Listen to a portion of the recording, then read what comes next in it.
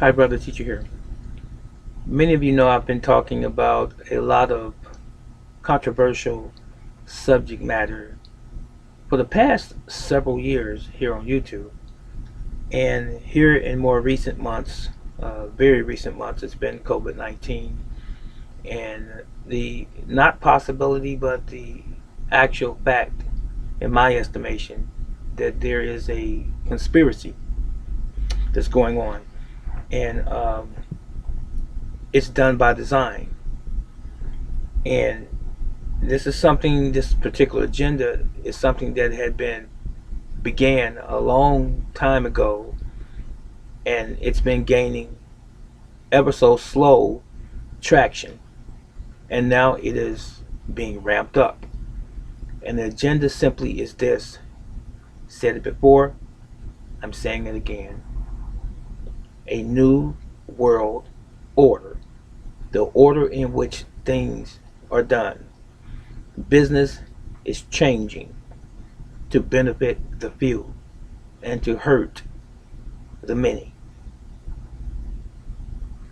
If you are a person in power, hypothetically speaking, and you have a group of people like you, like minded, who are very influential and very powerful, and you are hidden from the general population by virtue of your status, you're the super mega rich, wealthy, and powerful, and you are what they call the 1%. And the 99% is everyone else, to include some rich individuals, middle class, upper middle class individuals, general middle class individuals that are soon to not be in that position any longer, working poor, and then the very, very dirt poor.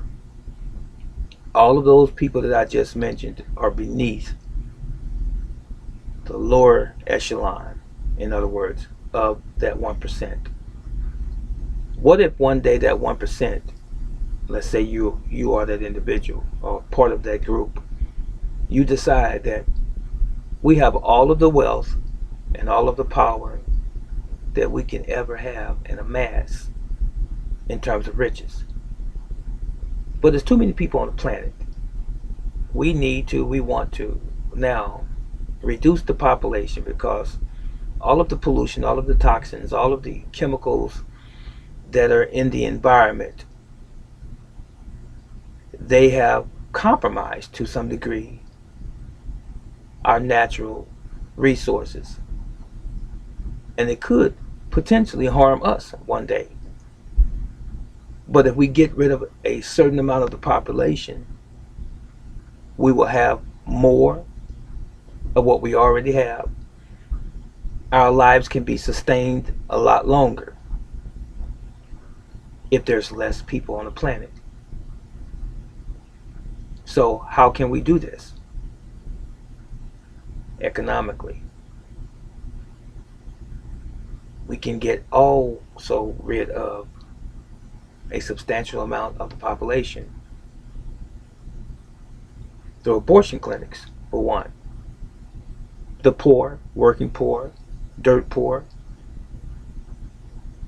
we create these abortion clinics, make them accessible, advertise just how beneficial they are.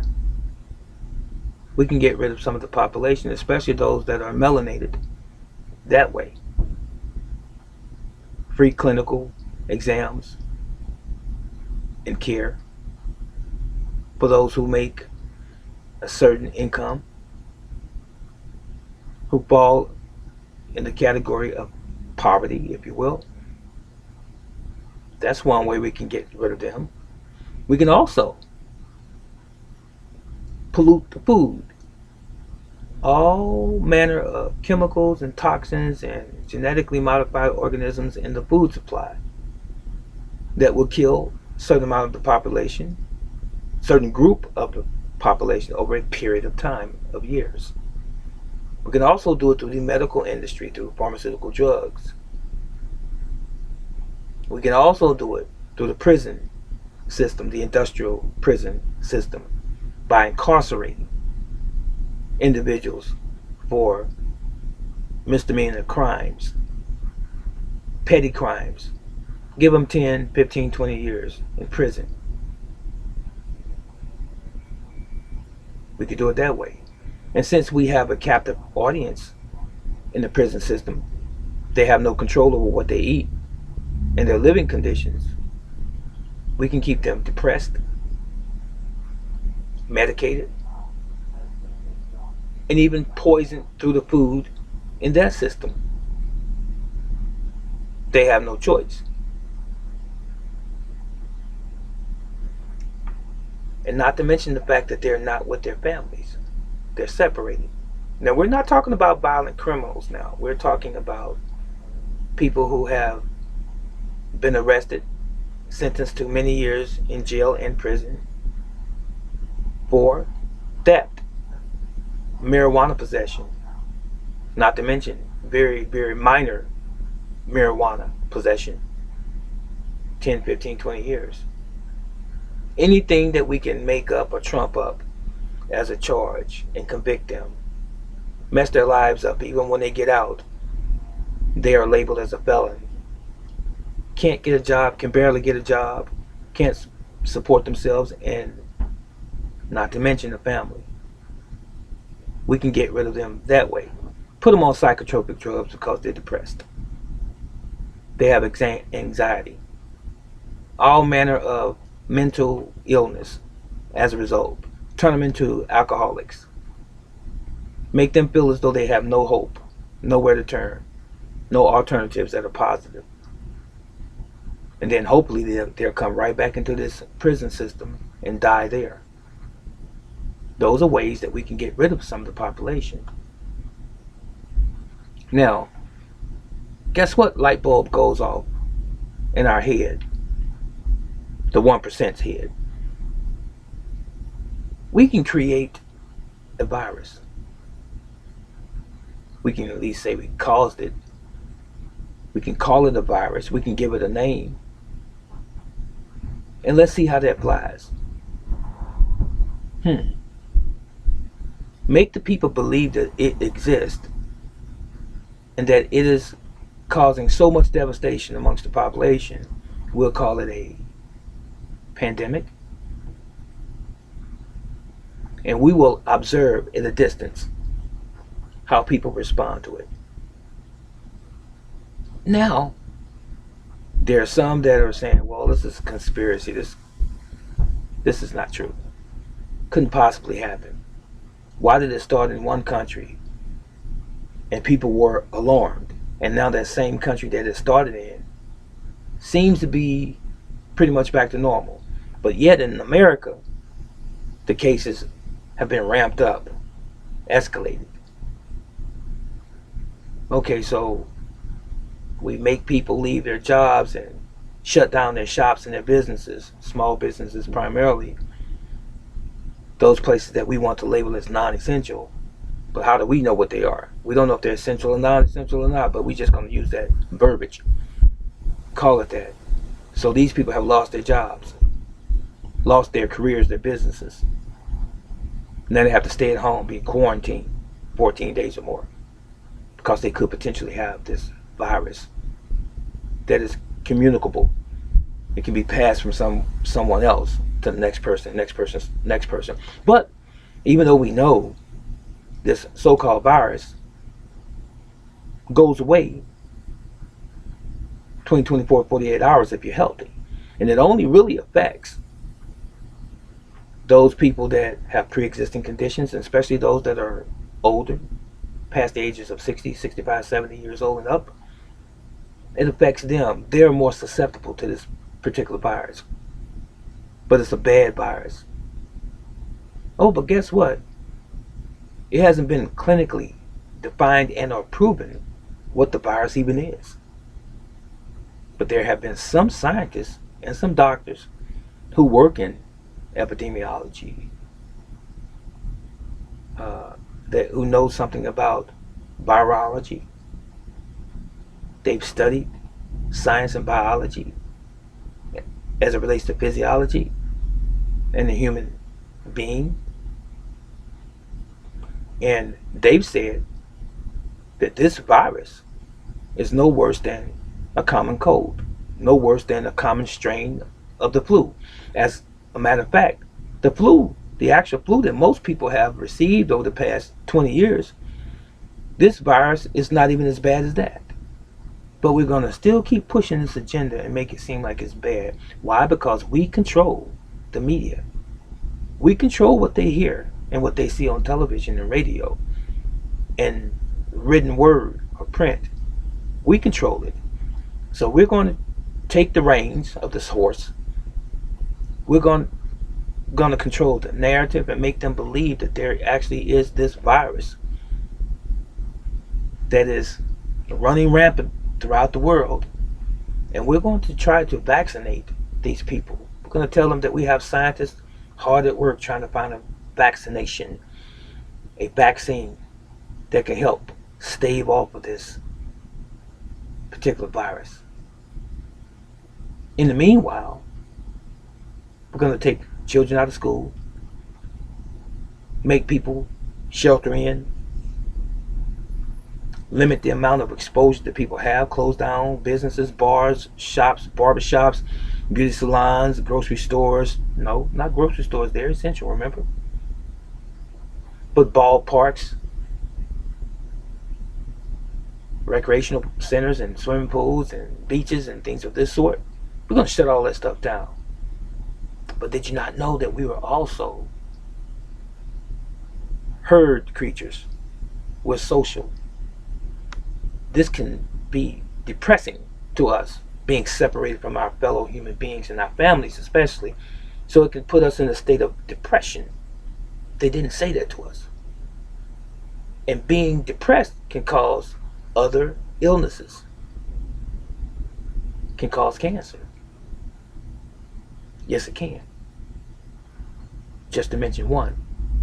So now we begin to open up some of these places again, some of these social places, and allow people to come back. Some companies are requiring that people wear masks so that they can prevent spreading the disease that's really not a disease. Don't forget that I said that it's no worse than a common strain of flu, a common cold. This has been well documented by scientists. Just do your due diligence and study this for yourselves. But a lot of people won't. They're just going to believe what comes down the pike for face value. And they have not done any work whatsoever. I've done a video or two in time past where I've talked about wearing a mask. I'm sitting here right now in front of you in this video without a mask on. I'm indoors and I'm breathing oxygen. Where does oxygen come from, ladies and gentlemen? It comes from the environment, from foliage, green plants that grow out of God's earth. They emit, they put out oxygen into the air for mammals and creatures to live, to thrive. When you are deprived of oxygen, a condition is caused, and that condition is hypoxia. I've said it before. Deprivation of oxygen to the body's tissues. Same thing that happened to George Floyd when Derek Chauvin had his knee on his neck. He couldn't get oxygen to his brain, to his tissues, because the blood that carries the oxygen was prevented from moving or circulating. Now, if you put something over your face and you can't breathe the oxygen that nature is supplying to us, what happens? You have anxiety, some, many, in some instances. You lose oxygen because this is a barrier from you, who are nature, to nature out here. When you place this here, you have just reduced, limited, and even stopped the flow of oxygen into your own lungs, thereby causing harm to your organism, which is you. You don't understand that? This is common sense. So there are some that say, well, my job makes me wear these. It's mandatory. I work in the medical field and they mandate that we take, a test to see if we have this virus. They mandate that we wear masks. Maybe you should change occupations. Or are you afraid that you can't do anything else, that you can't perform in another job capacity? If that's your reason, that's your reason. I'm not here to make you do anything, but I'm here to get you to think. Fear can immobilize people, cause you to stop in your tracks and not move forward. Panic, frustration, anxiety can cause havoc on the human population. Where do you fall in terms of your belief system as it relates to this so-called virus? What's your belief? Are you only following the rules? Are you only following the rules because you don't know of anything else to do? Or because it's out of fear of what could possibly or potentially happen to you if you don't follow the rules? Are you minimally trying to do something to better your situation on some level? Or have you completely thrown in the towel and say, whatever they say do, I'm just going to do? Do you not believe and comprehend that your body belongs to you? Your children belong to you. They were placed in your care. How is it that you can cause your children harm by following a third party that you don't know? We can call it a man, a woman, a system, a government, a state, a city, a county. We can call it any of those. How do you allow these entities to intrude and impose their will on you, the individual who was born free? By saying, to protect the rest of the society, we need you to do this, thereby harming you, thereby harming your children. We need you to take the vaccine to avoid possibly passing on a virus. What virus in our history of being on this planet have we ever had to be immunized by the masses? Ever? What virus has ever been that bad in this land that we have had to do that? And if it's that bad, how is it that they can give you a date to say that next week on Wednesday, everyone is required to wear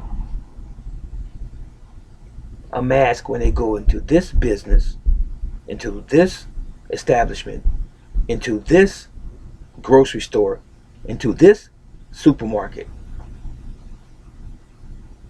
How do you make that rule? Because if you can set a date in 1 week, everyone's going to be wearing a mask.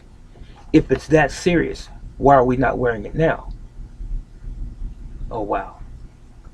I think I just opened up Pandora's box. You see, I think a 3-year-old, a 4-year-old, a 5-year-old can understand what I just said. If it's that bad, why is it not mandated right now? Why do we have a week or two to start implementing the rule? If it's that bad, why not right now? If it's that bad, are you saying from now to next week no one is going to be affected in a negative way by the virus? So is this like a rest or a respite, or the virus is taking a break for 7 days until we put our mask on next week? What are you really saying? How ignorant of a statement that is. So if I can contract the virus, or if I can give the virus to someone right now, then why am I waiting a week to put the mask on? Just trying to get you to think. If you have any questions, if you have any comments, leave them in the comment section below. And you tell me how this makes sense. Tell me. Inquiry minds would like to know. This brother teacher.